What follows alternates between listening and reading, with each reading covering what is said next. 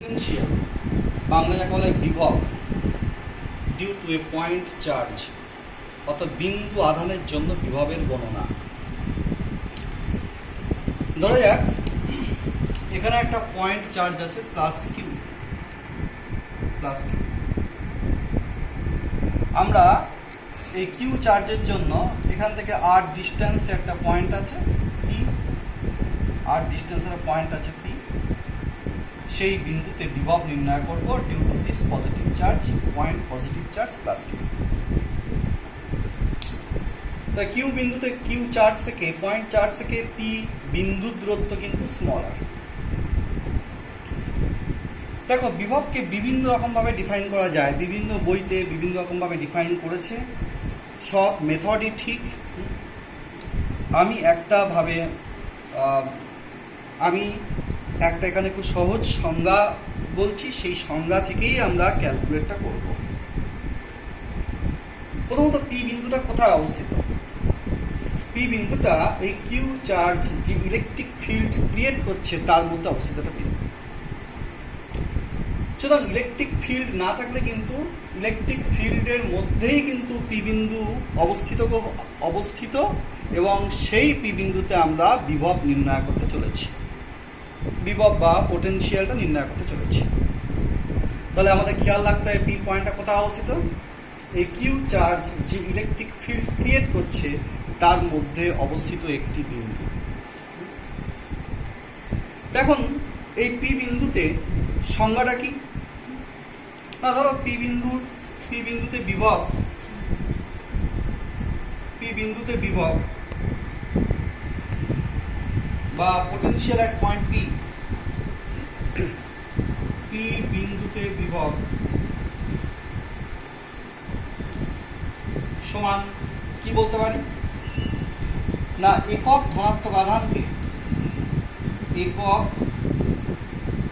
ধনাত্মক আধানকে অসীম থেকে পি বিন্দুতে আনতে কৃতকার্য।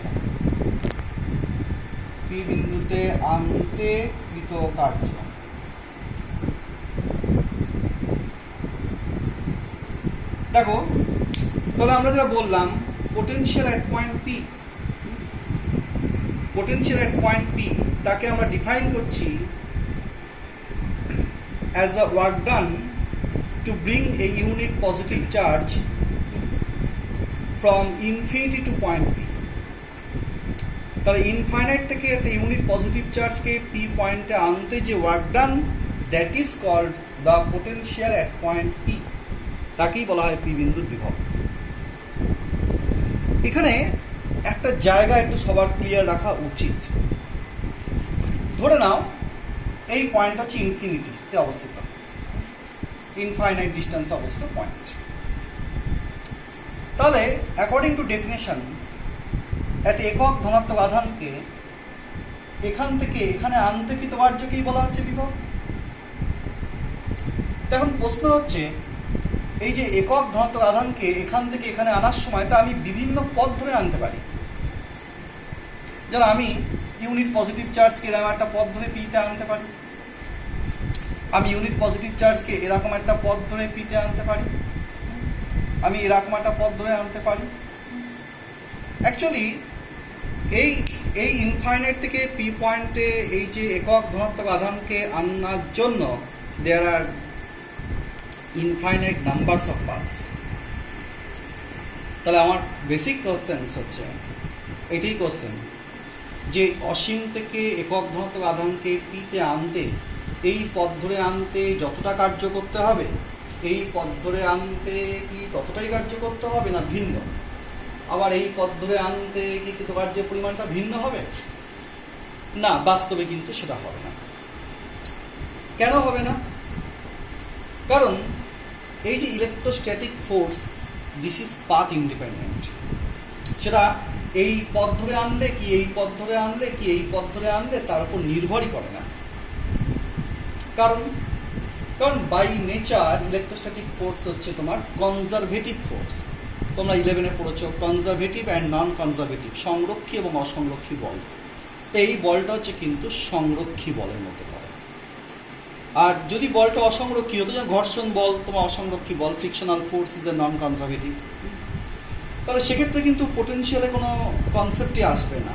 যেহেতু এই কনজারভেটিভ সংরক্ষী, তাই ইনফাইনাইট থেকে পি পয়েন্টে আমি যখন এই যে একক ধনাত্মক আধানকে আনবো বা ইউনিট পজিটিভ চার্জকে যখন আনবো, সে আনতে যে ওয়ার্ক ডান হবে সেই ওয়ার্ক ডানটা কিন্তু স্টোর হবে within the electric field. Last কথাটা খুব গুরুত্ব দিয়ে শোনো, উইথিন দ্য ইলেকট্রিক ফিল্ড। আমি কিন্তু বলিনি সেই ওয়ার্ক ডানটা স্টোর হবে ওই ইউনিট পজিটিভ চার্জের মধ্যে, আমি কিন্তু বলিনি সেটা স্টোর হবে within the this positive charge plus Q.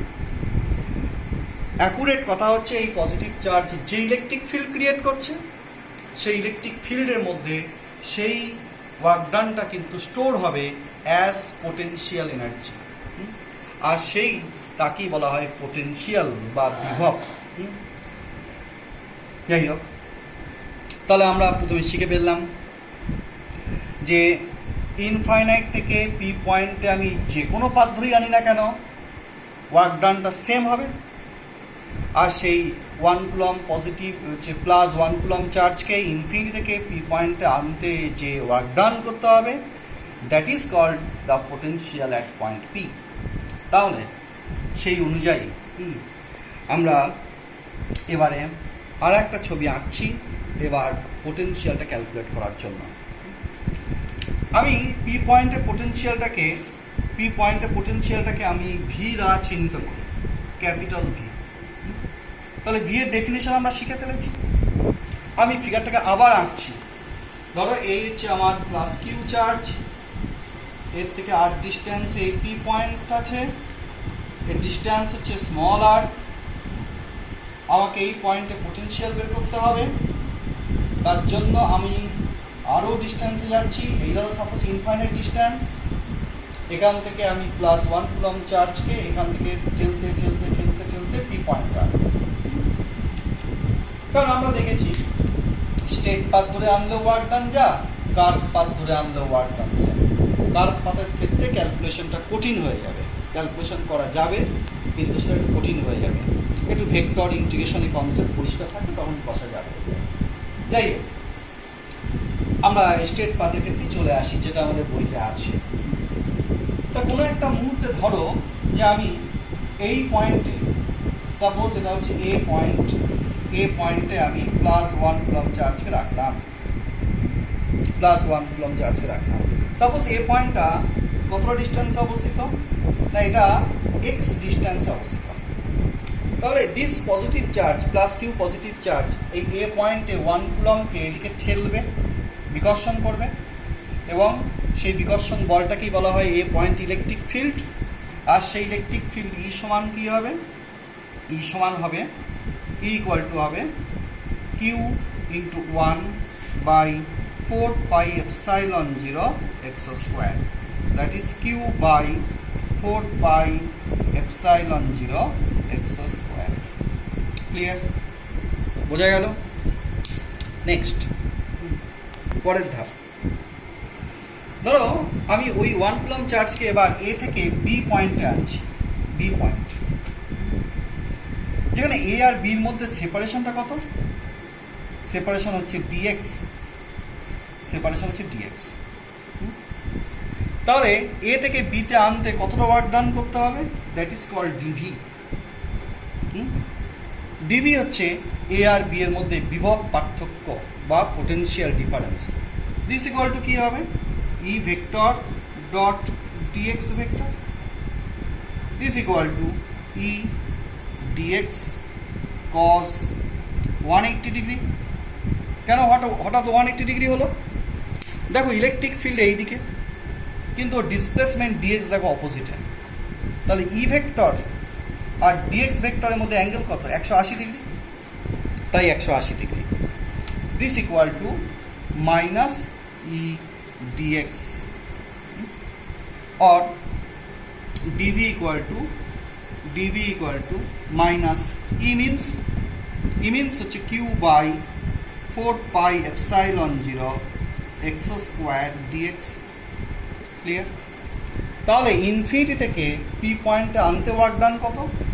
যদি ওয়ার্ক ডানটা যদি ভি যদি হয়, this V equal to minus integration infinity to R Q by 4 pi epsilon 0 x square dx, this equal to minus q by 4 pi epsilon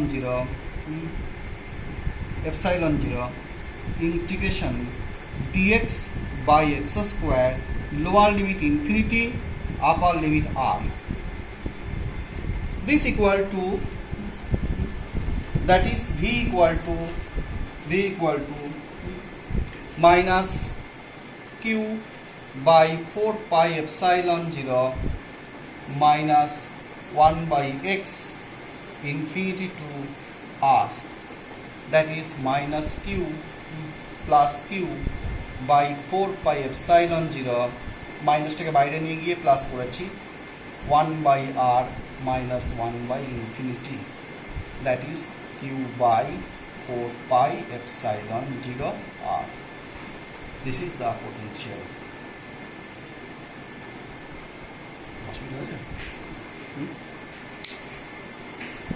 Next,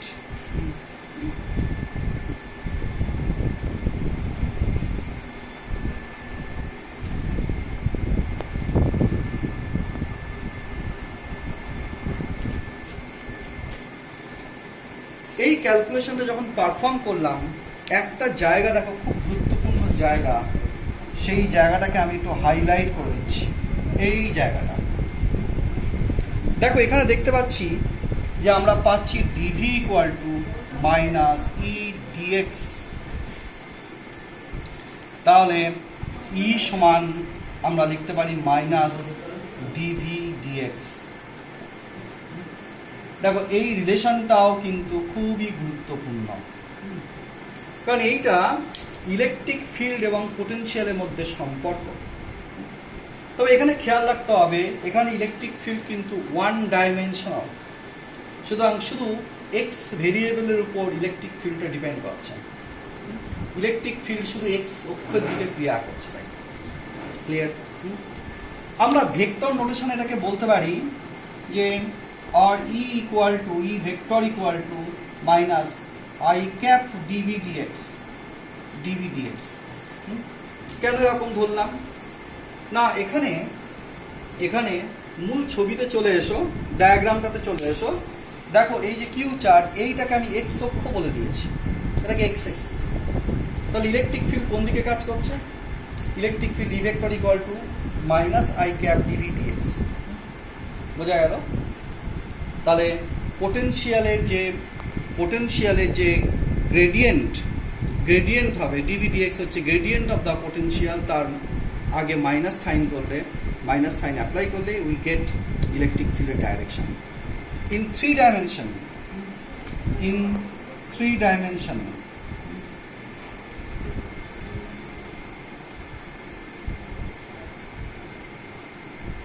E vector equal to minus I cap, তখন লিখব del V del X plus J cap del V del Y plus K cap del V del Z.